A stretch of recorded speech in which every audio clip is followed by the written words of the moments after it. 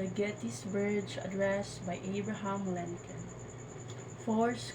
7 years ago, our fathers brought forth upon this continent a new nation, conceived in liberty and dedicated to the proposition that all men are created equal.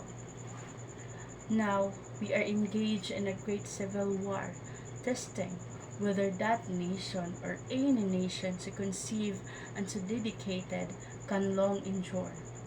We are met on a great battlefield of that war.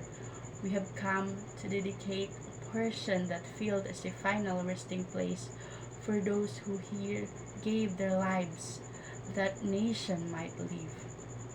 It is altogether fitting and proper that we should do this. But in a larger sense, we cannot dedicate, we cannot consecrate, we cannot hallow this ground.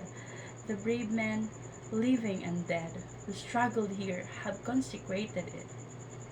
Far above our poor power to add or detract, the world will little note nor long remember what we say here.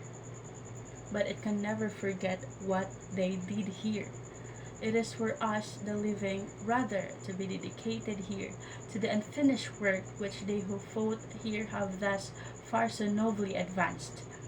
It is rather for us to be here, dedicated to the great task remaining before us, that from this honor that we take increased devotion to that cause for which they gave the last full measure of devotion, that we here highly resolve that this dead shall not die in vain, that this nation under God shall have a new birth of freedom, and that government of the people, by the people, for the people, shall not perish from the earth.